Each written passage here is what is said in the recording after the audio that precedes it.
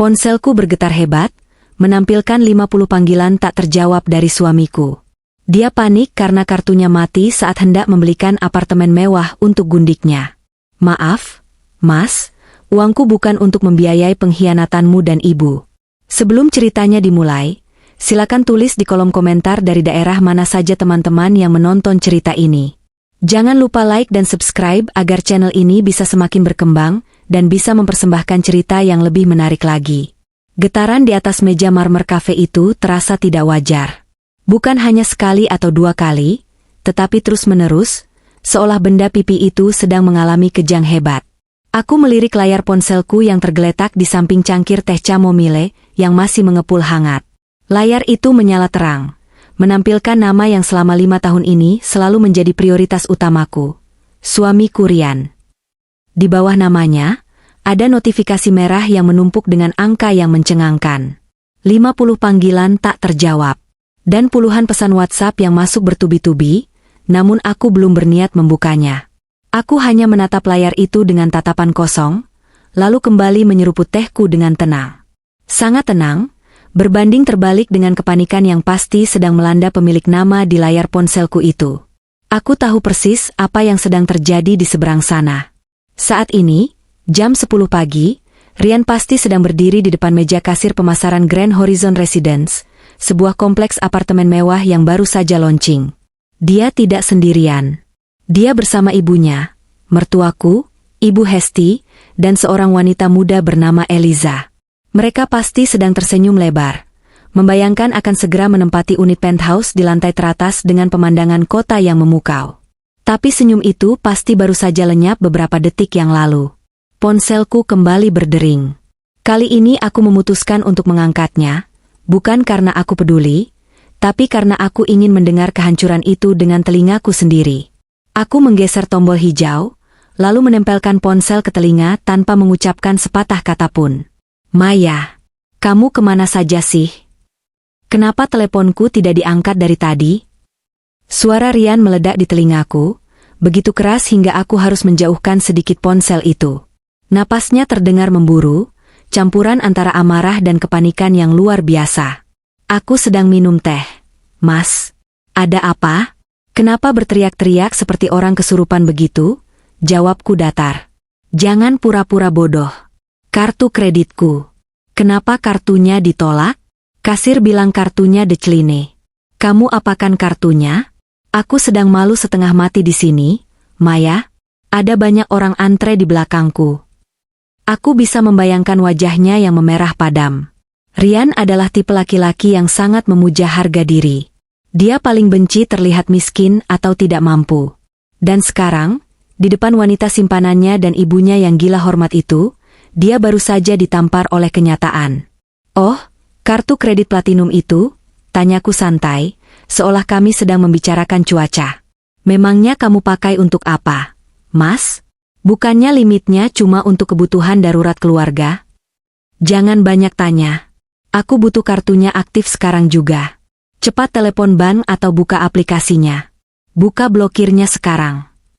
Perintahnya kasar. Terdengar suara Ibu Hesti yang melengking di latar belakang. Rian, gimana sih? Masa kartu orang kaya bisa ditolak? Malu-maluin ibu saja di depan Eliza. Urus istri kamu yang tidak becus itu. Aku tersenyum miris. Mas, sepertinya ada kesalahpahaman. Pihak bank meneleponku tadi pagi. Katanya ada transaksi mencurigakan dalam jumlah besar untuk pembelian properti mewah. Karena profil keuanganmu sebagai karyawan biasa tidak sesuai dengan transaksi miliaran rupiah itu, sistem bank otomatis menganggapnya sebagai fraud atau penipuan. Jadi, kartunya mati permanen. Apa? Kau gila ya? Bilang sama orang bank itu, aku ini punya uang. Aku mampu bayar. Rian semakin histeris. Mas, potongku tajam. Kamu lupa? Kartu itu atas namaku. Kartu tambahan yang kamu pegang itu induknya ada di rekeningku. Dan aku sudah mengonfirmasi ke bank bahwa transaksi itu memang tidak sah. Jadi, silakan bayar pakai uangmu sendiri. Kamu kan suami kaya raya, tulang punggung keluarga, masa bayar down payment apartemen saja harus pakai kartu kredit istri? Hening sejenak di seberang sana. Maya dengar. Suara Rian merendah, nadanya berubah dari membentak menjadi memelas, taktik manipulasi yang sudah hafal di luar kepala. Ini untuk investasi kita. Aku mau kasih kejutan buat kamu. Apartemen ini buat investasi masa depan kita. Tolonglah, jangan bikin aku malu di sini. Investasi kita? Bohong. Aku tahu apartemen itu bukan untukku. Investasi? Tanpa berdiskusi denganku? Maaf, Mas. Keputusanku sudah bulat. Kartu itu sudah digunting oleh pihak bank secara sistem. Tidak bisa dihidupkan lagi. Oh ya, satu lagi, karena kartunya mati, sepertinya fasilitas lain yang terhubung ke sana juga akan terhenti. Selamat berjuang ya, Mas. Maya, tunggu. Jangan tutup teleponnya. Maya. Aku mematikan sambungan telepon itu sepihak. Jantungku berdetak kencang, bukan karena takut, tapi karena adrenalin. Selama 5 tahun aku menjadi istri yang penurut, menelan semua hinaan, dan membiarkan diriku mengecil agar ego suamiku bisa membesar. Tapi hari ini, di kafe ini, Maya yang lama telah mati. Aku meletakkan ponselku yang kembali bergetar di atas meja. Rian pasti sedang mencoba meneleponku lagi, atau mungkin menelepon layanan pelanggan bank yang tidak akan bisa membantunya, karena dia bukan pemegang kartu utama. Ironis sekali, dia berdiri di lobi apartemen Grand Horizon, membentak-bentak kasir, tanpa tahu satu fakta krusial. Gedung apartemen tempat dia berdiri, tanah tempat dia berpijak, dan perusahaan pengembang yang membangunnya, mayoritas sahamnya adalah milik keluarga besarku. Milikku. Dia mencoba membeli propertiku, menggunakan uangku, untuk diberikan kepada selingkuhannya. Kebodohan macam apa itu? Aku memanggil pelayan dan meminta tagihan. Mbak, tolong bungkus sisa krowasangnya ya. Saya harus segera pergi. Ada pertunjukan sirkus yang harus saya tonton lewat CCTV. Ini baru permulaan, Rian. Kamu pikir penolakan kartu kredit itu memalukan? Tunggu sampai kamu pulang ke rumah dan menyadari bahwa kamu tidak memiliki apa-apa selain baju yang melekat di badanmu. Mobilku melaju pelan membelah kemacetan Jakarta, namun pikiranku melayang jauh ke masa lalu, tepatnya 3 tahun yang lalu. Saat dimana benih-benih kehancuran rumah tanggaku mulai ditanam, ironisnya, oleh tanganku sendiri yang terlalu mencintai laki-laki itu. Dulu, aku adalah wanita karir yang mandiri.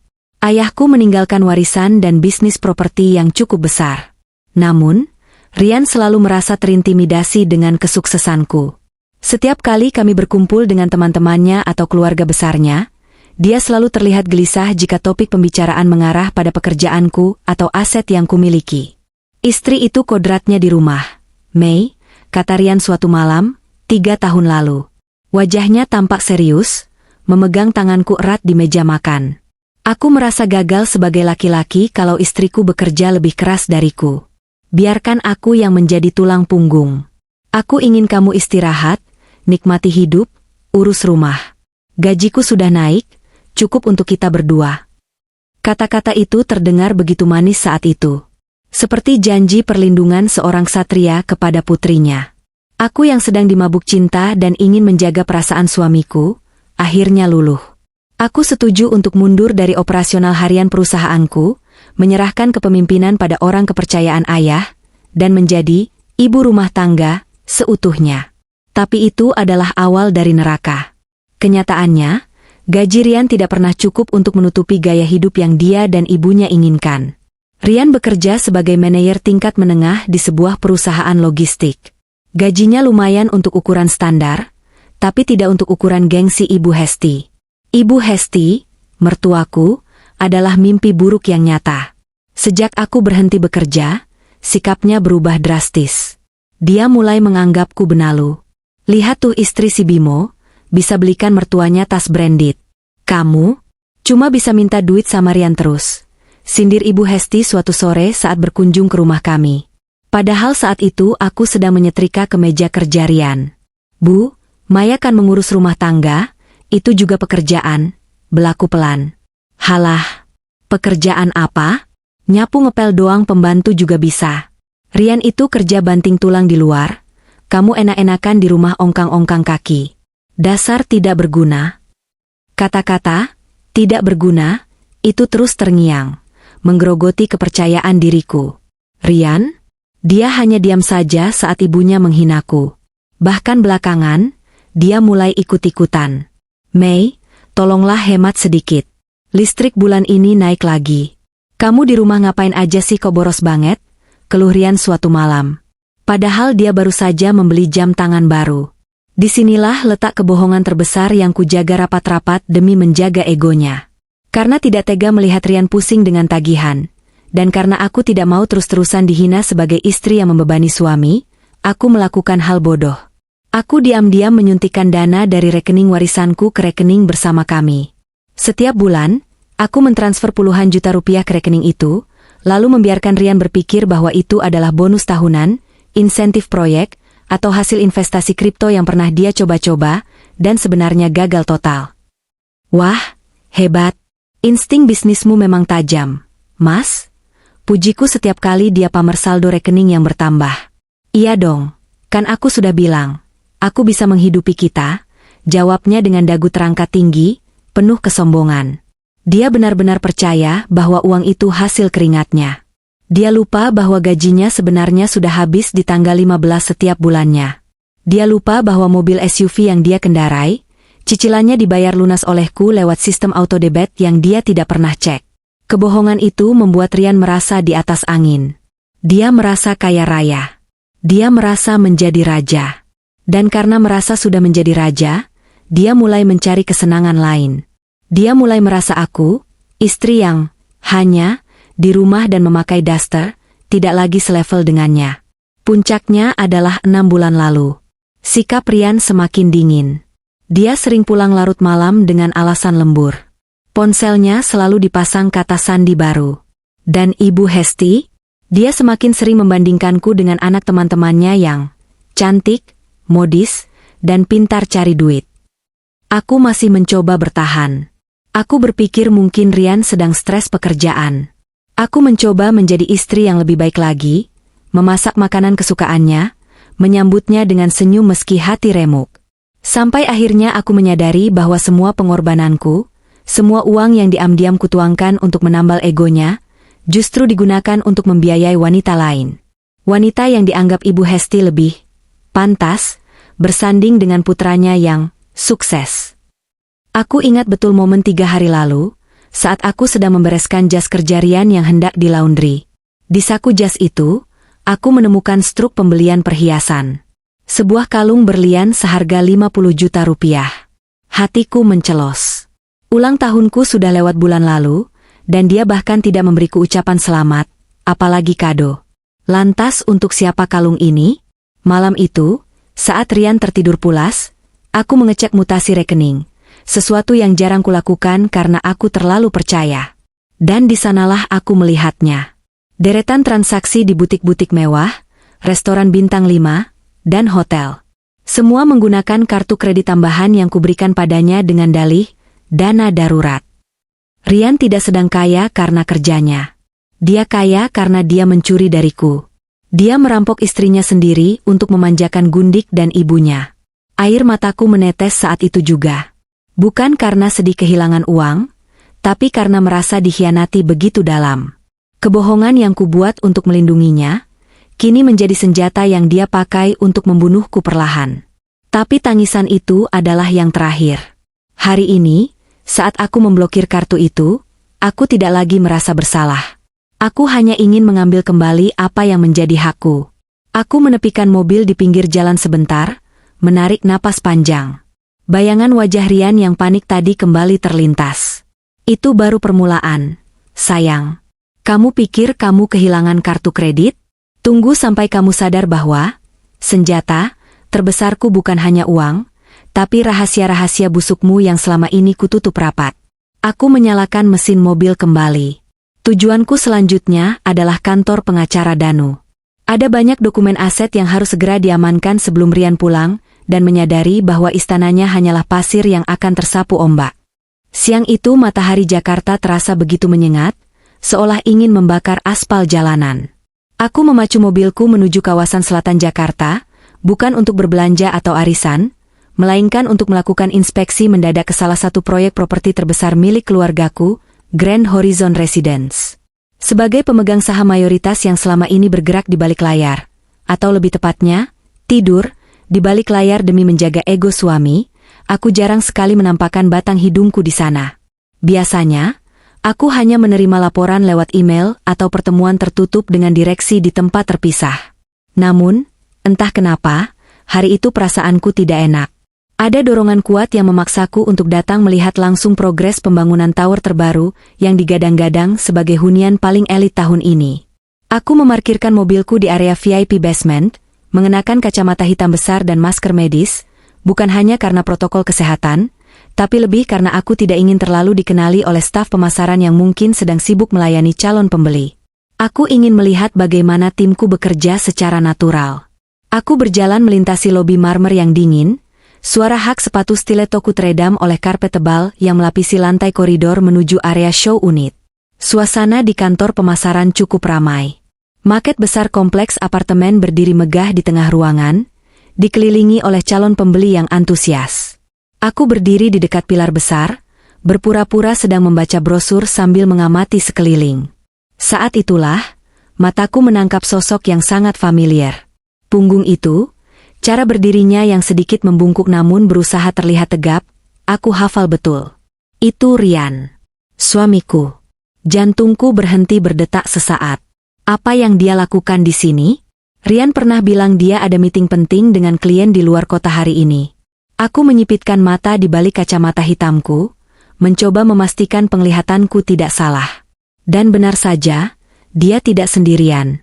Di samping kirinya berdiri Ibu Hesti, mertuaku, yang mengenakan setelan baju kurung mencolok berwarna merah muda terang. Lengkap dengan tas tangan yang aku tahu persis itu, adalah tas KW super yang dia beli di Mangga 2 bulan lalu. Namun, yang membuat darahku mendidih bukanlah kehadiran Ibu Hesti, melainkan sosok wanita muda di sebelah kanan Ryan. Wanita itu bergelayut manja di lengan Ryan. Dia mengenakan dress ketat berwarna krem yang memperlihatkan lekuk tubuhnya, rambutnya digerai panjang dengan gaya wafi yang sempurna, dan wajahnya dipoles makeup tebal namun terlihat mahal. Mereka bertiga tampak seperti keluarga bahagia yang sedang berburu rumah impian. Aku merasa lututku lemas. Rasanya seperti ada tangan tak kasat mata yang meremas jantungku kuat-kuat. Aku ingin berlari menghampiri mereka, menjambak wanita itu, dan menampar Ryan saat itu juga. Tapi, insting bisnisku, sisi diriku yang selama ini kutekan demi menjadi istri penurut, tiba-tiba mengambil alih. Jangan gegabah, Maya, bisik suara di kepalaku. Amati. Dengarkan. Kumpulkan data. Aku bergerak perlahan, memanfaatkan keramaian dan partisi kaca besar yang memisahkan area tunggu dengan show unit tipe penthouse yang sedang mereka tuju. Kebetulan sekali, posisi mereka berada di dekat partisi kaca yang tidak kedap suara sepenuhnya jika kita berdiri cukup dekat di sisi sebaliknya. Aku bersembunyi di balik tanaman hias besar buatan di sudut ruangan, memasang telingaku tajam-tajam. Mereka sedang dipandu oleh salah satu staf junior. Bukan Sinta, untungnya. Sinta pasti akan langsung menyapaku jika dia melihatku. Wah, Mas Ryan, unit ini bagus sekali. Suara wanita muda itu terdengar manja, dibuat-buat. Lihat pemandangannya, langsung ke kota. Kalau malam pasti romantis banget kita duduk di balkon sini berdua. Aku mendengar tawa Ryan, tawa yang dulu selalu membuatku jatuh cinta, tapi kini terdengar menjijikan. Apa sih yang nggak buat kamu, Eliza? Kamu kan calon ibu dari anak-anakku nanti. Harus dapat yang terbaik dong. Calon ibu? Napasku tercekat. Selama 5 tahun pernikahan, kami belum dikaruniai anak, dan itu selalu menjadi bahan ejekan Ibu Hesti. Sekarang, suamiku sendiri bicara soal anak dengan wanita lain tepat di depan ibunya? Betul itu, Eliza. Suara cempreng Ibu Hesti menimpali, membuat telingaku semakin panas. Ibu setuju banget Ryan ambil unit yang ini. Luas, mewah, cocok buat kamu. Beda jauh sama rumah Ryan yang sekarang. Auranya suram, mungkin karena penghuninya juga suram. Aku menggigit bibir bawahku kuat-kuat, menahan isak tangis yang hendak pecah. Penghuni suram yang dia maksud adalah aku. Iya, Bu. Aku juga nggak betah lama-lama di rumah itu, sahut Ryan. Maya itu malas bersih-bersih. Barangnya banyak, tapi nggak bisa nata. Kalau Eliza kan beda, dia punya selera seni. Apartemen ini nanti bakal jadi istana kita. Tapi, Mas. Suara Eliza terdengar ragu. Harganya mahal banget loh ini. Tadi aku lihat di brosur, down paymentnya aja ratusan juta. Emangnya kamu ada dananya sekarang? Istri kamu nggak bakal marah kalau uangnya kepakai. Pertanyaan Eliza membuatku menajamkan pendengaran. Ini poin kuncinya. Dari mana Rian berpikir dia punya uang sebanyak itu? Rian tertawa meremehkan. Sayang kamu jangan khawatir soal uang. Aku ini manajer, gajiku besar. Lagian, Maya itu nggak ngerti apa-apa soal keuangan. Dia itu taunya cuma masak sama nonton TV. Semua akses keuangan aku yang pegang. Kartu kredit, rekening, semua di bawah kendaliku. Dia nggak bakal sadar kalau aku gesek buat DP apartemen ini. Limit kartu kreditku itu unlimited, khusus buat nasabah prioritas. Lagian, tambah Ibu Hesti dengan nada berbisik namun cukup keras untuk kudengar. Maya itu bodoh. Dia pikir dia hidup enak karena uang Rian. Padahal memang Rian yang pintar putar otak. Sudah, biarkan saja si benalu itu di rumah lamamu. Nanti kalau apartemen ini sudah lunas, baru kamu ceraikan dia resmi. Sekarang manfaatkan dulu kalau dia masih punya sisa-sisa warisan bapaknya yang bisa kamu ambil. Duh, rasanya seperti ada palu godam yang menghantam kepalaku. Jadi selama ini mereka bukan hanya berselingkuh, tapi juga merencanakan untuk menguras hartaku sampai habis sebelum membuangku. Dan yang lebih menggelikan, Rian mengklaim kartu kredit itu miliknya. Kartu Platinum Prioritas, yang dia banggakan itu adalah kartu tambahan, suplementari, yang induknya atas namaku. Akulah nasabah prioritasnya, bukan dia. Rian tidak sadar satu fakta fatal. Dia sedang berdiri di dalam gedung milikku, hendak membeli unit apartemen dariku, menggunakan uangku, untuk selingkuhannya. Kebodohan macam apa ini? Dia bahkan tidak tahu bahwa pengembang Grand Horizon adalah anak perusahaan dari Wiryawan Group, perusahaan almarhum ayahku yang kini kucantumkan dalam portofolio asetku. Seketika, rasa sedihku menguap. Air mata yang tadi menggenang di pelupuk mata kering seketika, tergantikan oleh api kemarahan yang dingin. Rasa sakit hati itu berubah menjadi sebuah strategi. Aku melihat mereka bertiga tertawa-tawa, membayangkan masa depan indah di atas penderitaanku. Aku mengeluarkan ponselku, memotret mereka diam-diam dari celah dedaunan buatan. Foto Rian yang sedang merangkul pinggang Eliza, sementara Ibu Hesti menunjuk-nunjuk brosur dengan wajah tamak. Ini bukti awal. Aku mundur perlahan, meninggalkan area pemasaran dengan langkah yang jauh lebih ringan daripada saat aku datang. Aku tidak melabrak mereka saat itu juga. Itu terlalu mudah. Terlalu drama queen.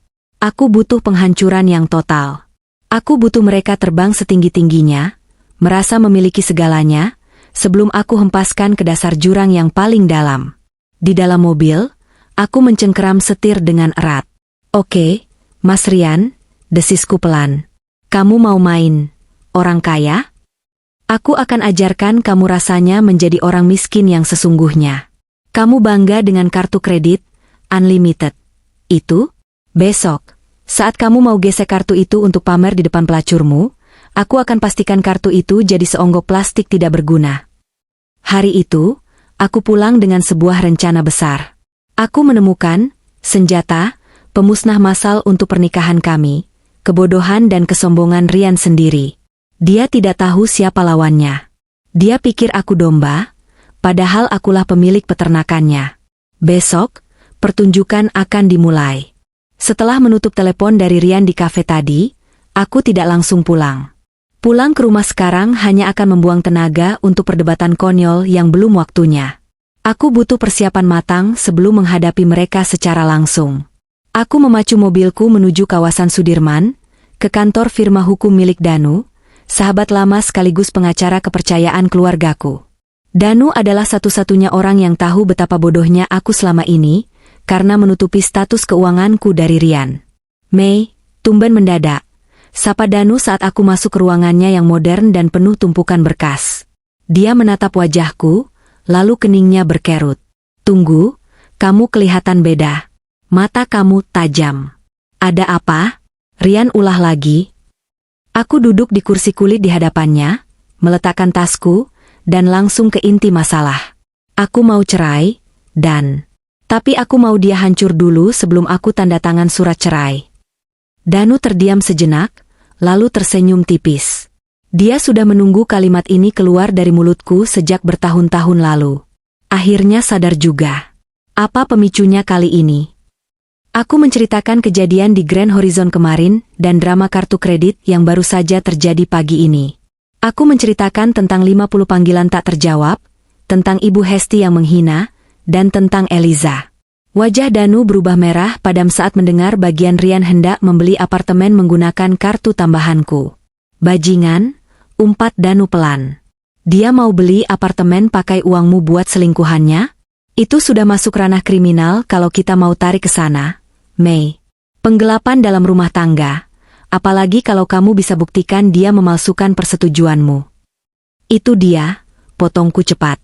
Untuk pembelian properti sebesar itu, pasti butuh tanda tangan penjamin atau pasangan, kan? Apalagi pakai kartu kredit. Aku tidak pernah tanda tangan apapun. Artinya, dia pasti memalsukan tanda tanganku di formulir pemesanan. Danu mengangguk antusias. Benar, itu pidana. Pemalsuan dokumen. Aku butuh buktinya, dan... Sekarang, kataku tegas. Aku mengeluarkan ponselku dan menekan nomor Sinta, manajer pemasaran Grand Horizon yang juga teman kuliahku dulu. Sinta tahu aku pemilik saham, tapi kami sepakat merahasiakannya dari publik demi privasiku. Halo, Sinta, sapaku saat sambungan terhubung. Bu Bos. Tumben telepon. Ada apa, Mei? Suara Sinta terdengar riang. Sin, aku butuh bantuan urgent. Kamu ada di kantor pemasaran sekarang? Ada, kenapa? Tolong tarik rekaman CCTV lobi dan area kasir jam 10 pagi tadi. Fokus ke insiden penolakan kartu kredit atas nama Rian. Dan satu lagi, tolong carikan berkas formulir pemesanan unit penthouse yang diproses oleh sales bernama siapa salesnya. Oh, si Roni yang urus klien penthouse pagi ini. Kenapa, Mei? Ada masalah? Klien itu suamiku, Sin. Dan dia sedang mencoba membeli unit itu untuk selingkuhannya menggunakan kartu kreditku yang sudah aku blokir. Aku butuh bukti formulir itu, terutama di bagian tanda tangan pasangan. Aku yakin dia memalsukan tanda tanganku. Hening sejenak di seberang sana. Aku bisa mendengar Sinta menarik napas kaget. Astaga, Maya. Sumpah? Suami lo? Yang ganteng itu? Gil. Oke. Gue amankan sekarang juga. Gue kirim soft kopinya ke WhatsApp lo, dan hard kopinya gue simpan di brankas gue. Gila, berani banget dia main-main di kandang singa. Makasih, Sin, kamu terbaik. Setelah menutup telepon, aku menatap Danu lagi. Bukti visual dan dokumen sedang diproses. Sekarang, aku mau bicara soal aset. Danu membuka laptopnya. Jari-jarinya menari lincah di atas keyboard. Oke, mari kita buat dia miskin mendadak. Apa saja yang dia pegang sekarang? Mobil Pajero Sport yang dia pakai. Itu atas namaku, lunas 2 tahun lalu, jawabku. Oke. Kebetulan aku kenal orang di perusahaan towing. Kita bisa buat skenario seolah-olah mobil itu ditarik leasing karena nunggak. Atau lebih sadis lagi, kita laporkan sebagai penggelapan aset karena dia membawa kabur mobil yang STNK dan BPKB-nya atas namamu tanpa izin pemilik sah untuk keperluan perzinahan. Tapi yang paling cepat, kita ambil paksa saja. Aku suruh tim eksekutor lapangan buat ambil mobil itu dimanapun dia parkir nanti malam. Aku tersenyum dingin. Lakukan. Tarik mobil itu saat dia lengah. Biar dia merasakan naik angkot. Lalu rumah? Tanya Danu. Rumah itu warisan ayah. Sertifikat atas namaku. Dia cuma numpang. Bagus. Ganti kunci. Lebih canggih. Dan rumah kami pakai smart door lock. Aku adalah admin utamanya. Aku bisa mereset kode akses, menghapus sidik jarinya, dan memblokir akses kartu kuncinya dari aplikasi di HP-ku sekarang juga. Sadis. Danu tertawa kecil, kali ini tampak puas. Jadi rencananya, dia pulang, Nggak bisa masuk, mobil ditarik, kartu kredit mati. Tepat. Dan saat dia panik, aku akan ada di dalam rumah, menunggunya dengan semua bukti ini. Aku menatap layar ponselku. Sinta baru saja mengirimkan file video dan foto. Aku membukanya. Terlihat jelas di video CCTV, Rian yang membentak kasir, melempar kartu ke meja, sementara Ibu Hesti berkacak pinggang dan Eliza terlihat malu menutupi wajahnya. Lalu ada foto formulir pemesanan. Di kolom, mengetahui istri, tertera tanda tangan yang mirip tanda tanganku, tapi jelas-jelas palsu karena tarikan garisnya ragu-ragu. Dapat, gumamku sambil memperlihatkan layar ponsel ke Danu. Senjataku sudah lengkap. Danu mengamati bukti itu dengan seksama. Ini lebih dari cukup untuk membuat dia berlutut. Mei, bukan cuma cerai, kita bisa ancam dia masuk penjara kalau dia macam-macam soal harta gono gini. Dengan bukti pemalsuan ini, posisi tawarnya 0. Aku tidak mau dia di penjara dulu, dan itu terlalu enak buat dia. Makan gratis, tidur gratis. Aku mau dia merasakan hidup di jalanan. Aku mau dia merasakan dihina orang-orang seperti dia, dan ibunya menghinaku selama ini. Baiklah, Nyonya Besar. Skenario disiapkan. Aku akan siapkan surat gugatan cerai sekalian, jadi saat kamu meledak nanti malam, kamu bisa langsung lempar surat ini ke mukanya. Aku mengangguk. Persiapan sudah matang. Aku melihat jam tangan. Sudah pukul 2 siang. Rian pasti sedang kebingungan mencari pinjaman uang atau mencoba menghubungi teman-temannya, yang rata-rata juga tidak punya uang banyak, karena mereka hanya sekumpulan laki-laki yang hobi nongkrong demi gengsi. Satu lagi, dan tambahku sebelum beranjak. Cek status ketenaga kerjaan Rian. Aku punya feeling aneh. Bulan lalu dia bilang bonusnya ditahan perusahaan karena performa tim turun, tapi dia masih rutin berangkat pagi pulang malam. Tolong cek ke HRD kantornya, kamu kan punya banyak koneksi. Siap. Aku kabari secepatnya. Aku keluar dari kantor Danu dengan perasaan yang jauh lebih kuat. Langit Jakarta mulai mendung, seolah mendukung suasana hatiku yang siap menurunkan badai. Aku akan pulang ke rumah, mematikan semua lampu, mengganti kode pintu, dan duduk di sofa ruang tamu dalam gelap. Menunggu tikus-tikus itu masuk ke dalam perangkap. Aku membuka aplikasi Smart Home di ponselku. Jari telunjukku melayang di atas menu User Management. Di sana tertera nama, Rian, admin, dan Ibu Hesti, user. Tanpa ragu, aku menekan tombol sampah di samping nama mereka. Are you sure you want to delete these users? Yes. Akses dihapus. Selamat datang di dunia nyata, suamiku sayang.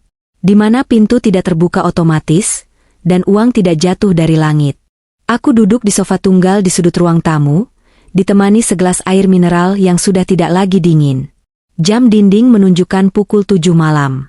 Langit di luar sudah sepenuhnya hitam, dan suara jangkrik mulai terdengar bersahutan, menambah kesan angker pada rumah yang biasanya terang benderang ini. Aku sengaja mematikan saklar utama listrik dari panel di belakang rumah. Bukan karena aku tidak mampu bayar, tapi karena aku ingin mereka merasakan bagaimana rasanya hidup dalam kegelapan, seperti masa depan mereka sebentar lagi. Jantungku berdegup, bukan karena takut, melainkan karena antisipasi yang membakar adrenalin. Aku sudah memblokir akses Smart Door Lock. Kode PIN lama, dihapus. Sidik jari Rian, dihapus. Kartu akses, diblokir. Satu-satunya cara masuk adalah jika aku yang membukanya dari dalam, atau jika mereka mendobraknya paksa, yang mana akan langsung memicu alarm keamanan ke pos satpam. Tak lama kemudian, sorot lampu mobil menyapu gorden jendela yang tertutup rapat. Suara mesin diesel Pajero Sport terdengar menderu, lalu mati. Aku mendengar suara pintu mobil dibanting kasar. Sekali, 2 kali. Sepertinya Rian tidak pulang sendirian. Benar dugaanku, dia membawa bantuan. Ibu Hesti pasti ikut untuk melabrakku. Langkah kaki tergesa-gesa terdengar di teras, disusul suara tombol digital yang ditekan. Titit-titit. Hening sejenak. Lalu suara buzzer penolakan yang nyaring. Tet. Lo? Kok nggak bisa? Suara Rian terdengar panik, teredam pintu kayu jati yang tebal. Titit-titit. Tet. Rian. Kamu gimana sih?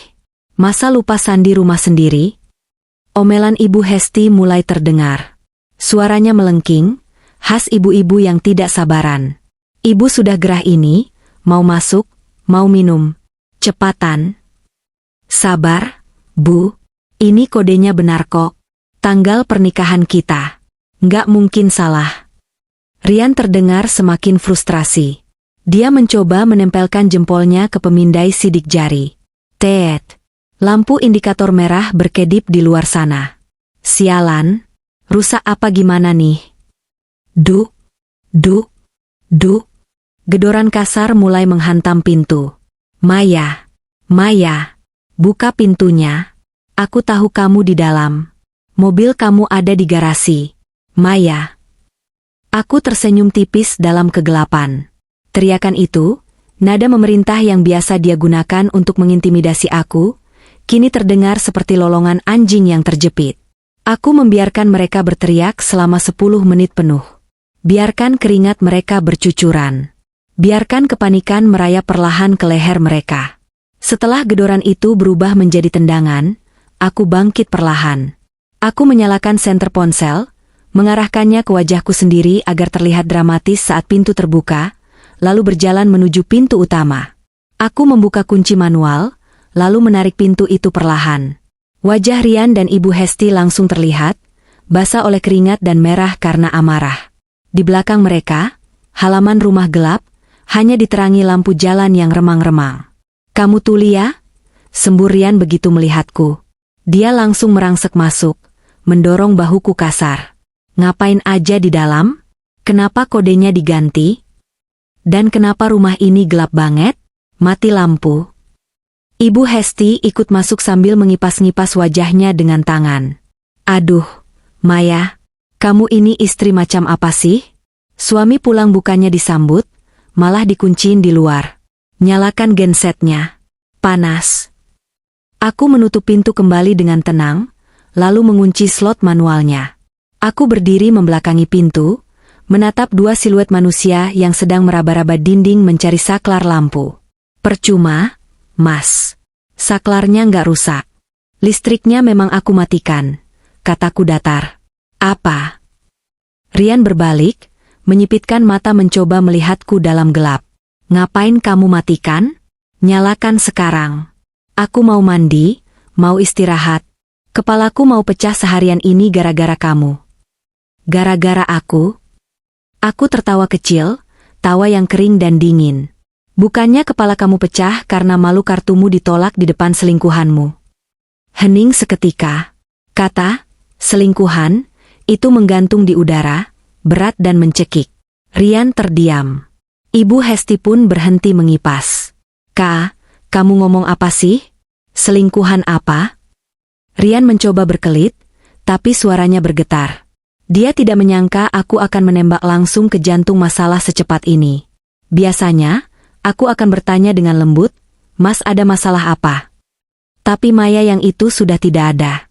Jangan pura-pura, Mas. Grand Horizon Residence. Lantai 20. Unit penthouse. Eliza.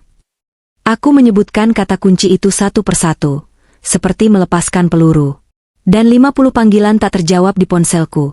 Itu karena kamu butuh aku membuka blokir kartunya supaya kamu bisa pamer di depan Eliza. Kan? Supaya kamu bisa terlihat seperti sugar daddy yang kaya raya? Kurang ajar. Ibu Hesti tiba-tiba maju, menudingkan telunjuknya ke wajahku yang remang-remang. Jadi kamu yang blokir? Kamu sengaja mempermalukan suami kamu sendiri di depan umum? Dasar istri durhaka. Kamu tahu nggak? Rian itu hampir diamuk kasir gara-gara kamu. Eliza sampai nangis karena malu. Oh, Eliza nangis? Tanyaku sarkas. Kasihan sekali. Terus, perasaan saya gimana, Bu? Saya istri sahnya. Ibu malah sibuk mikirin perasaan pelakor itu. Jaga mulutmu, bentak Rian. Dia melangkah maju, postur tubuhnya mengancam. Eliza bukan pelakor. Dia wanita baik-baik. Dia lebih menghargai aku daripada kamu. Dan soal kartu itu hak aku. Itu uang hasil kerjaku. Kenapa kamu blokir? Kamu pikir kamu siapa berani mengatur keuanganku? Inilah momen yang kutunggu.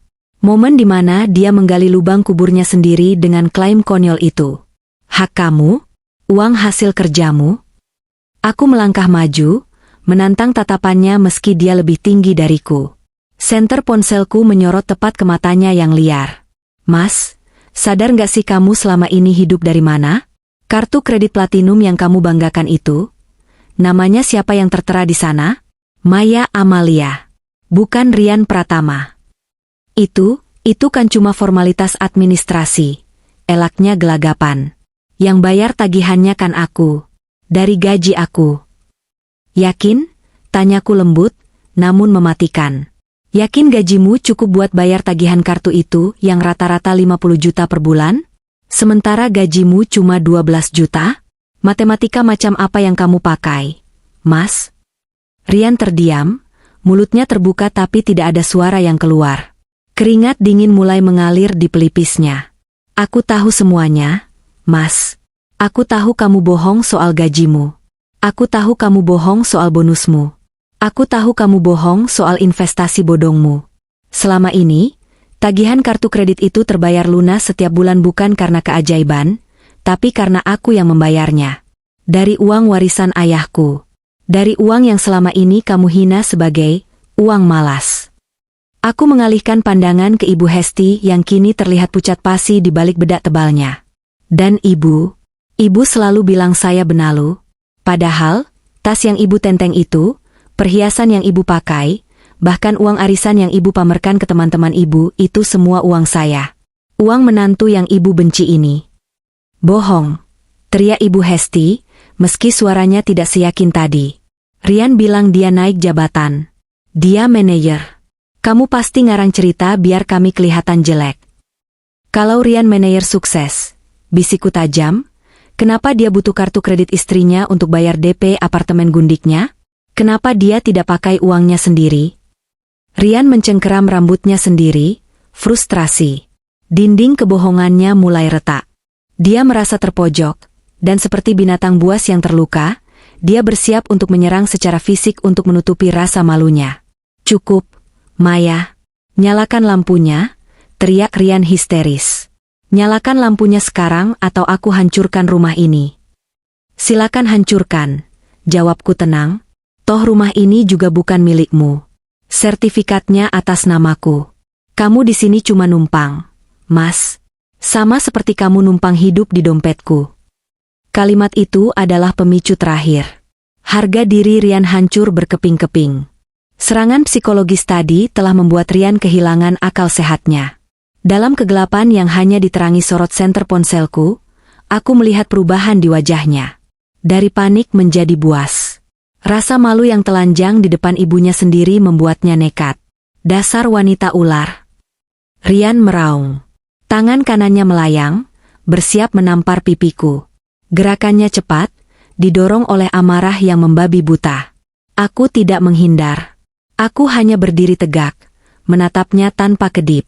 Namun, sebelum tangan kasar itu menyentuh kulit wajahku, lampu ruang tamu tiba-tiba menyala terang benderang. Klik. Cahaya putih LED yang menyilaukan membuat Rian dan Ibu Hesti menyipitkan mata, kaget setengah mati. Tangan Rian terhenti di udara, menggantung canggung. Di ambang pintu penghubung ruang tamu dan ruang keluarga, berdiri sosok tinggi tegap yang sangat mereka kenal namun tidak mereka harapkan kehadirannya. Danu, pengacaraku. Dia berdiri di sana dengan setelan jas rapi, memegang tumpukan map tebal berwarna merah dan biru. Wajahnya keras, matanya menatap Rian dengan tatapan menghina yang terang-terangan. Lanjutkan, Rian, suara Danu berat dan menggelegar di ruangan itu. Tampar istrimu. Biar saya punya alasan tambahan untuk memasukkan pasal KDRT ke dalam laporan pidana yang sedang saya susun. Rian menurunkan tangannya perlahan, wajahnya berubah dari merah pada menjadi putih kapas. Danu, ngapain kamu di sini? Ini urusan rumah tangga saya. Keluar. Urusan rumah tangga? Danu terkekeh sinis sambil berjalan mendekat, melempar map-map itu ke atas meja kaca di hadapan kami.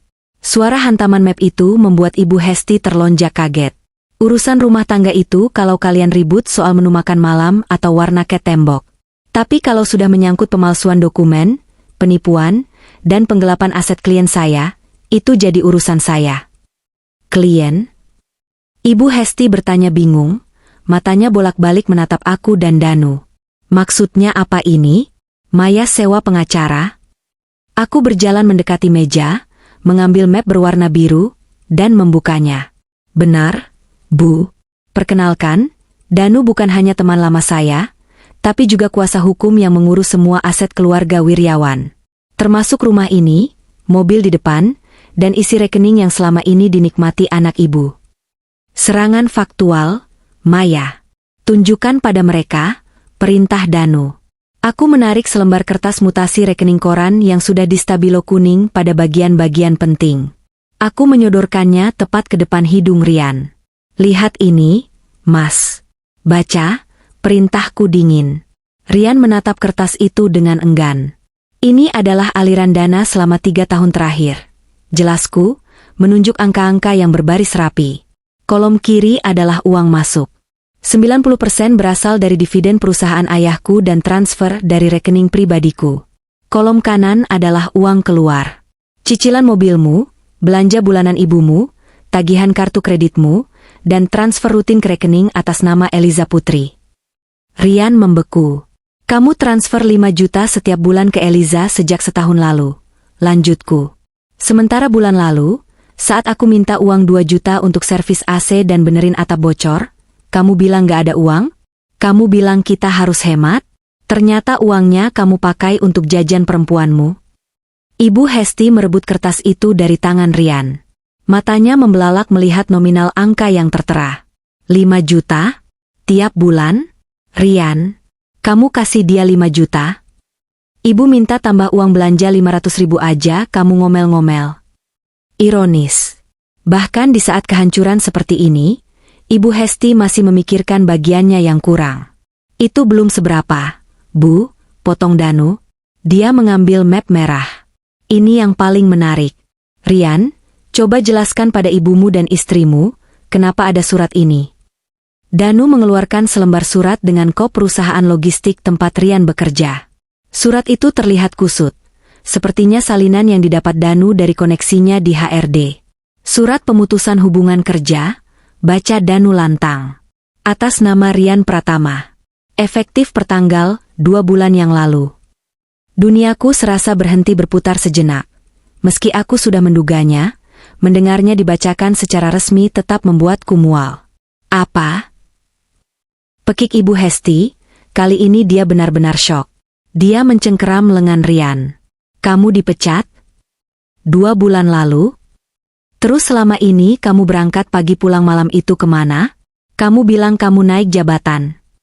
Rian menunduk dalam-dalam, tubuhnya gemetar hebat.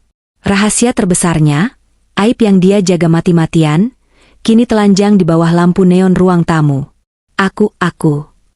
Rian tergagap. Aku malu, Bu. Aku nggak berani bilang. Aku pura-pura kerja biar ibu nggak khawatir, biar Maya nggak ngeremehin aku. Jadi selama 2 bulan ini, selaku dengan suara bergetar menahan amarah, kamu hidup 100% dari kartu kredit tambahanku? Kamu makan, bensin, traktir Eliza, beli baju baru, semua pakai uangku? Sementara kamu berakting seolah-olah kamu suami yang lelah bekerja menafkahi istri? Aku bakal ganti, Mei. Aku lagi cari kerjaan baru. Rian membela diri, tapi terdengar sangat lemah. Aku bakal dapat pesangon. Nanti aku ganti. Pesangon?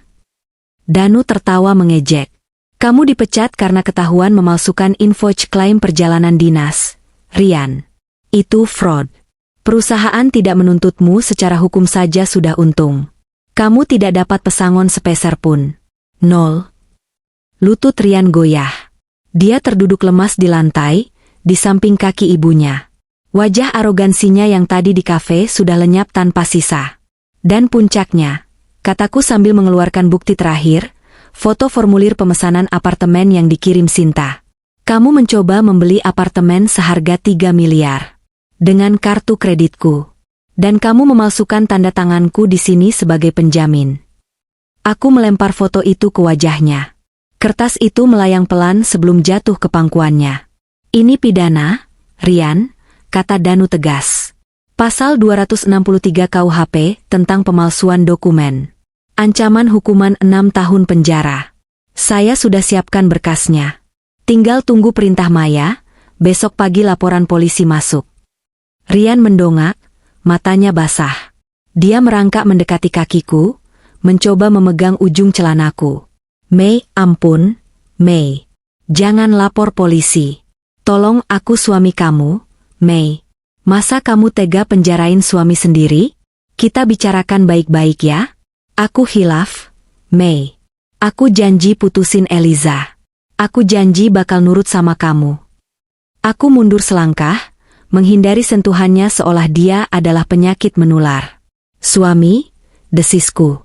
Suami tidak mencuri dari istrinya. Suami tidak memalsukan tanda tangan istrinya. Suami tidak menghina istrinya di depan pelacur. Aku menoleh ke Ibu Hesti yang kini menangis meraung-raung di sofa. Bukan menangisi nasib rumah tangga anaknya, tapi menangisi nasibnya sendiri yang sadar bahwa sumber uangnya telah kering. Ibu Hesti, panggilku. Dia menoleh dengan wajah berantakan luntur air mata. Silakan bawa anak ibu yang berharga ini keluar dari rumah saya. Bawa juga selingkuhannya kalau mau. Mulai malam ini, detik ini, kalian tidak punya hak lagi menginjakan kaki di sini. Tapi kami mau tidur di mana? Mei? Ini sudah malam, ratap Ibu Hesti. Itu bukan urusan saya, jawabku dingin. Mungkin kalian bisa tidur di lobi apartemen Grand Horizon? Siapa tahu Eliza masih nunggu di sana? Danu, tolong pastikan mereka keluar. Kalau mereka menolak, panggil satpam komplek. Atau panggil polisi sekalian. Aku berbalik badan, berjalan menuju kamarku tanpa menoleh lagi, meninggalkan suara tangisan dan permohonan ampun yang terlambat. Di dalam hati, tidak ada rasa kasihan. Yang ada hanya rasa lega yang luar biasa. Beban berat yang kupikul selama 3 tahun akhirnya terangkat. Malam ini, aku akan tidur nyenyak. Sendiri, tapi merdeka. Suara isak tangis Ibu Hesti dan permohonan Rian yang menyedihkan masih menggema di ruang tamu saat Danu dengan tegas menggiring mereka menuju pintu utama. Aku berjalan di belakang mereka, langkahku tenang namun penuh kuasa. Rasanya seperti sedang membuang sampah yang sudah terlalu lama membusuk di dalam rumah. Danu membuka pintu depan lebar-lebar, membiarkan angin malam yang dingin menusuk kulit mereka yang basah oleh keringat dingin. Namun, drama malam ini belum berakhir. Tuhan sepertinya sedang ingin mempermalukan Rian dengan cara yang paling teatrikal. Baru saja kaki Rian menyentuh lantai teras, sebuah taksi berhenti mendadak di depan pagar rumah kami. Pintu taksi terbanting kasar, dan keluarlah sosok yang menjadi pemicu keretakan rumah tanggaku. Eliza. Dia masih mengenakan gaun ketat berwarna krem yang dipakainya tadi pagi, namun kini rambutnya berantakan dan wajahnya merah padam karena amarah. Dia berjalan menghentak-hentak masuk ke pekarangan rumah, tanpa peduli bahwa ini adalah rumah istri sah dari laki-laki yang dia pacari. Rian, kamu ini benar-benar keterlaluan ya? Teriak Eliza melengking, suaranya memecah keheningan malam komplek perumahan yang biasanya tenang. Kamu ninggalin aku di lobi apartemen sendirian selama 3 jam. Aku telepon nggak diangkat, di WhatsApp nggak dibalas. Kamu mau main-main sama aku? Rian mematung di teras. Wajahnya yang sudah pucat kini semakin putih seperti mayat. Ini adalah mimpi buruk terbesarnya. Dua dunianya bertabrakan di satu titik waktu yang sama, dalam kondisi dia tidak memegang kendali apapun. Eliza pulang. El. Pulang dulu. Nanti aku jelaskan. Rian mencoba berbisik, memberi kode mata agar Eliza pergi. Tapi Eliza yang sudah terlanjur emosi tidak peduli. Jelaskan apa? Kamu bilang mau urus kartu kredit sebentar. Mana buktinya? Mana kunci apartemen penthouse yang kamu janjikan? Eliza terus merangsek maju, mendorong dada Rian. Keributan itu memancing perhatian. Lampu-lampu teras tetangga mulai menyala satu persatu. Bu RT yang rumahnya tepat di sebelah kiri kami keluar dengan daster batiknya. Disusul Pak RT dan beberapa tetangga lain yang memang hobi mengintip keributan. Satpam komplek yang sedang patroli sepeda pun berhenti di depan pagar, mengamati situasi dengan bingung. Aku melihat momen ini sebagai panggung terakhir untuk menghancurkan sisa-sisa harga diri Rian. Aku melangkah maju, melewati Rian dan Ibu Hesti, berdiri tepat di bawah sorot lampu teras agar semua orang bisa melihatku dengan jelas. "Selamat malam, bapak-bapak, ibu-ibu," sapaku lantang, suaraku tenang namun cukup keras untuk didengar sampai ke seberang jalan. "Maaf sudah mengganggu istirahat kalian. Sepertinya ada sedikit pertunjukan drama di rumah saya malam ini." "Maya, cukup. Jangan bikin malu," desis Rian, mencoba menarik tanganku. Tapi Danu dengan sigap menepis tangan Rian dan mendorongnya menjauh. "Jangan sentuh klien saya," ancam Danu dingin. Aku tersenyum pada Eliza yang kini menatapku dengan tatapan sinis. Dia melipat tangan di dada, mencoba terlihat dominan. "Oh, ini istri kamu yang katanya kucel itu, Yan? Beda banget sama cerita kamu. Tapi tetap saja, dia nggak bisa kasih kamu apa yang aku kasih, kan?" Aku tertawa renyah. Tawa yang membuat Eliza mengerutkan kening. "Mbak Eliza, perkenalkan, saya Maya, istri Sahrian, dan pemilik rumah yang sedang Mbak injak halamannya ini. Mbak datang menagih janji apartemen penthouse ya?" "Iya. Rian janji belikan aku apartemen di Grand Horizon." "Kenapa? Kamu cemburu karena suami kamu lebih sayang sama aku?" tantang Eliza. Tetangga-tetangga mulai berbisik-bisik. Suara, "Hah? Pelakor?" dan "Kurang ajar banget," mulai terdengar samar-samar. "Saya tidak cemburu, Mbak.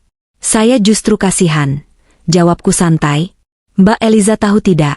Kartu kredit yang dipakai Rian tadi pagi untuk bayar DP apartemen itu atas nama siapa?" Eliza menoleh ke Rian. "Punya Rian lah. Dia kan manajer sukses." "Tunjukkan buktinya, Danu," perintahku. Danu mengangkat map biru tadi tinggi-tinggi, lalu mengeluarkan salinan tagihan kartu kredit yang diperbesar. Dia menunjukkannya ke arah Eliza, lalu berputar menunjukkannya ke arah tetangga yang menonton di balik pagar. "Nama pemegang kartu, Maya Amalia," baca Danu lantang. "Limit, 500 juta. Status, diblokir oleh pemilik karena indikasi penyalahgunaan oleh pihak ketiga." Wajah Eliza berubah drastis. Matanya membelalak menatap Rian. "Rian? Ini maksudnya apa? Jadi itu kartu istrimu?" Rian tergagap, keringat mengucur deras. Dengerin aku dulu, itu cuma masalah teknis." "Masalah teknis?" potongku. "Mbak Eliza, asal Mbak tahu, Rian ini sudah dipecat dari kantornya 2 bulan lalu karena kasus penipuan. Selama ini dia hidup, makan, bensin, bahkan uang jajan 5 juta yang dia transfer ke Mbak setiap bulan itu, semuanya uang saya. Uang warisan ayah saya." Suasana hening seketika. Angin malam pun terasa berhenti berhembus. Tetangga-tetangga menahan napas. Ibu Hesti menutup wajahnya dengan selendang, karena malu dilihat teman-teman arisannya yang mulai berkumpul di depan pagar. "Kamu pengangguran?" Suara Eliza bergetar, bukan karena sedih, tapi karena jijik. "Jadi mobil Pajero itu punya saya. BPKB atas nama saya," sahutku cepat. "Rumah ini punya saya. Sertifikat atas nama saya." Rian tidak punya apa-apa selain baju yang dia pakai dan hutang-hutangnya. Kenyataan itu menghantam Eliza seperti truk tronton. Fantasinya tentang menjadi istri simpanan orang kaya, hidup mewah di apartemen, dan pamer barang branded, hancur lebur dalam hitungan detik. Dia menatap Rian bukan lagi dengan cinta atau nafsu, tapi dengan tatapan seorang penipu yang sadar dirinya baru saja tertipu oleh penipu lain yang lebih miskin. Plah! Suara tamparan itu begitu keras hingga menggema di teras. Eliza menampar pipi kanan Rian sekuat tenaga. Kepala Rian terpental ke samping. "Dasar kere, penipu," jerit Eliza histeris. Dia memukuli dada Rian dengan tas tangannya. "Berani-beraninya kamu bohongi aku. Aku buang-buang waktu setahun sama laki-laki miskin kayak kamu. Kamu bilang kamu kaya. Kamu bilang istrimu yang benalu. Ternyata kamu yang parasit." "Eliza, sakit, hentikan." Rian mencoba menangkis, tapi dia terlalu lemah karena syok mental. Ibu Hesti mencoba membela anaknya. Jangan pukul anak saya. Kamu itu yang gatal godain anak saya." Diam lo tua bangka, bentak Eliza pada Ibu Hesti. Lo juga sama aja. Kemarin minta dibeliin tas KW, minta diajak makan enak. Taunya pakai duit mantu lo. Najis. Nggak punya malu sekeluarga. Keributan semakin menjadi-jadi. Pak RT akhirnya membuka pagar dan masuk bersama 2 orang satpam. Sudah. Hentikan keributan ini, teriak Pak RT tegas. Bu Maya, ini ada apa malam-malam ribut begini? Malu sama tetangga. Aku menatap Pak RT dengan wajah sedih yang dibuat-buat. Maaf Pak RT. Saya baru saja memergoki suami saya selingkuh dan ternyata dia sudah menipu saya habis-habisan. Malam ini saya mengusir mereka dari rumah saya. Tapi wanita ini datang dan bikin ribut. Pak Satpam, panggilku tegas. Tolong amankan 3 orang ini. Rian, ibunya, dan wanita ini. Seret mereka keluar dari properti saya. Mereka sudah tidak punya hak berada di sini. Baik, Bu Maya. Satpam yang memang sudah lama kesal dengan Rian, karena Rian sering membentak Satpam dan pelit memberikan THR, bergerak cepat. Mereka memegang lengan Rian dan menggiringnya paksa. Rian mencoba memberontak. Lepas, ini rumah gue suami sah. Sertifikatnya atas nama Bu Maya, Pak Rian. Bapak cuma numpang. Ayo jalan, bentak Satpam itu sambil mendorong punggung Rian.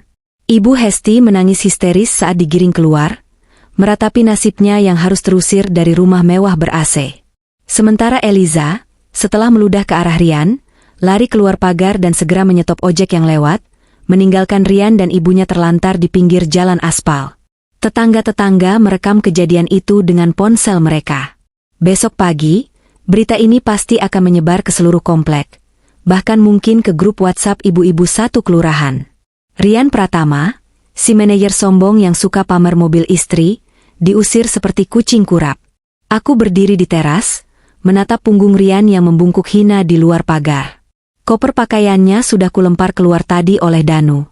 Jangan pernah kembali lagi, Mas, ucapku pelan namun tajam. Urus surat cerai kita lewat pengacara. Kalau kamu berani menginjakkan kaki di halaman ini lagi, aku akan pastikan kamu tidur di penjara. Rian menoleh sekilas. Matanya merah, penuh dendam namun tak berdaya. Dia memungut kopernya dengan tangan gemetar, lalu memapah ibunya berjalan tertatih-tatih menembus kegelapan malam, entah mau kemana. Aku berbalik badan, masuk ke dalam rumah, dan menutup pintu rapat-rapat. Klik. Kunci terpasang. Kedamaian akhirnya kembali. Aroma kopi Arabica yang baru digiling memenuhi ruanganku yang luas di lantai 40 gedung perkantoran Wiryawan Tower. Dari balik dinding kaca yang menjulang dari lantai ke langit-langit, aku bisa melihat hamparan kota Jakarta yang sibuk di bawah sana. Kendaraan terlihat seperti semut-semut kecil yang merayap, mengingatkanku pada betapa kecilnya masalah yang dulu pernah terasa sebesar gunung. Aku merapikan blazer putihku, lalu duduk di kursi kebesaranku. Di atas meja, sebuah majalah bisnis tergeletak. Sampul depannya memuat wajahku yang sedang tersenyum percaya diri dengan judul besar, Maya Wiryawan, bangkit dari bayang-bayang menjadi ratu properti Indonesia. Setahun ini adalah tahun yang luar biasa. Setelah mengusir Rian dan resmi bercerai 3 bulan kemudian, prosesnya cepat karena dia tidak punya uang untuk menyewa pengacara hebat dan bukti-bukti yang kubawa sangat telak. Aku mengambil alih kembali kendali penuh atas perusahaan ayah. Proyek Grand Horizon Residence sukses besar. Apartemen yang dulu hendak dipakai Rian untuk berselingkuh kini terjual habis. Ironisnya, unit penthouse yang dulu diincar Rian kini kujadikan kantor pribadiku saat aku butuh inspirasi. Bu Maya, suara interkom di mejaku berbunyi. Itu suara sekretarisku. Ada Pak Danu di luar, mau mendiskusikan soal akuisisi lahan di Bali. Suruh masuk, jawabku sambil tersenyum. Danu masuk dengan senyum hangatnya yang khas. Hubungan kami semakin dekat setahun ini, bukan hanya sebagai klien dan pengacara, tapi sebagai mitra yang saling mendukung. Belum ada label resmi di antara kami, tapi aku menikmati proses ini. Proses menjadi wanita yang dihargai karena kecerdasannya, bukan wanita yang dimanfaatkan karena kebaikannya.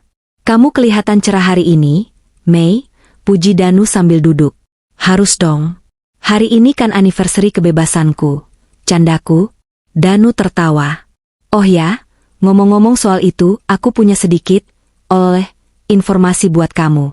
Kamu pernah minta aku pantau kondisi mantan suamimu sesekali, kan? Aku mengangguk sambil menyesap kopiku. Gimana kabar, Pangeran dan Ratu Suri, itu sekarang? Danu mengeluarkan ponselnya dan menunjukkan sebuah foto yang diambil secara diam-diam. Foto itu memperlihatkan sebuah rumah petak sempit di daerah pinggiran kota yang kumuh. Atap sengnya terlihat karatan, dan ada jemuran pakaian dalam yang menggantung semrawut di depan pintu. Di teras sempit itu, terlihat seorang laki-laki kurus kering sedang duduk merokok dengan tatapan kosong. Dia mengenakan jaket hijau khas ojek online yang sudah lusuh. Wajahnya terlihat jauh lebih tua dari usianya, kulitnya terbakar matahari, dan rambutnya mulai menipis. Itu Rian. Dia sekarang narik ojek online dari pagi sampai malam, jelas Danu. Tapi sebagian besar penghasilannya habis buat bayar bunga pinjol yang dia tumpuk buat gaya hidup di awal-awal pasca cerai. Motornya juga motor sewaan, karena dia nggak lolos leasing buat kredit motor sendiri. Dan ibunya? Tanyaku. Ibu Hesti kena stroke ringan 2 bulan lalu. Karena nggak punya asuransi dan BPJS-nya nunggak, dia cuma dirawat jalan seadanya di rumah peta itu. Tetangga kontrakan bilang, tiap malam Ibu Hesti sering teriak-teriak memanggil nama kamu, kadang marah-marah, kadang minta tolong dibelikan obat. Rian sering bertengkar sama ibunya karena stres nggak punya uang buat beli obat. Aku menatap foto itu lama. Ada rasa ngilu sedikit di hati, rasa kemanusiaan, tapi segera tertutup oleh ingatan betapa kejamnya mereka memperlakukanku dulu. Karma itu nyata, dan dia datang bukan sebagai tamu, tapi sebagai penagih hutang yang kejam. Dan Eliza? Tanyaku penasaran. Dia. Dia sempat mencoba mendekati pengusaha lain, tapi karena skandal di rumahmu waktu itu viral di grup-grup sosialita lokal, namanya sudah jelek. Terakhir dengar kabar, dia pulang kampung, jualan baju online tapi sepi pembeli. Aku mengembalikan ponsel Danu. Terima kasih infonya, dan cukup. Aku tidak perlu tahu lebih banyak lagi. Biarkan mereka menjalani pilihan hidup mereka. Tepat saat itu, ponsel pribadiku bergetar di atas meja. Sebuah pesan WhatsApp masuk dari nomor yang tidak tersimpan di kontak. Foto profilnya kosong. Aku membukanya. 62812XXXX. Mei ini Mas Rian. Apa kabar? Aku lihat kamu di majalah tadi. Kamu cantik banget. Selamat ya atas kesuksesanmu. Mei, Mas mau minta maaf soal yang dulu. Mas benar-benar menyesal. Ibu lagi sakit keras. Mei, butuh biaya operasi. Tolonglah, pinjami Mas uang sedikit saja. Atau Mas boleh kerja jadi supir di kantor kamu? Mas rela lakukan apa saja asal bisa dekat kamu lagi. Masih cinta sama kamu, Mei. Tolong balas. Aku membaca pesan itu dengan ekspresi datar. Setahun lalu, pesan seperti ini mungkin akan membuatku menangis atau bimbang. Tapi sekarang, pesan ini hanya terlihat seperti lelucon buruk. Dia tidak meminta maaf karena tulus. Dia meminta maaf karena butuh uang. Polanya tidak pernah berubah. Dia masih Rian yang sama, parasit yang mencari inang baru, atau mencoba kembali ke inang lama yang sudah sembuh. Siapa? Tanya Danu melihat ekspresiku. Sampah masa lalu, jawabku singkat. Jempolku bergerak cepat di atas layar. Aku tidak membalas sepatah kata pun. Tidak ada gunanya memberi makan ego laki-laki seperti dia.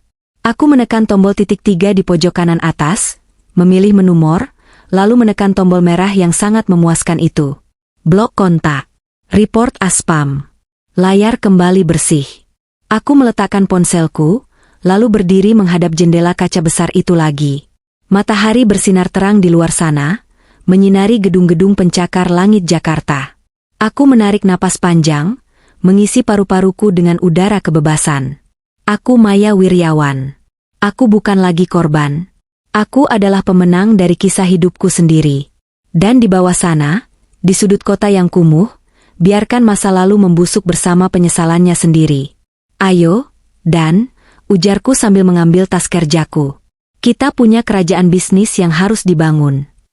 Kami berjalan keluar ruangan, meninggalkan bayang-bayang masa lalu yang terkunci rapat di belakang pintu yang tak akan pernah kubuka lagi.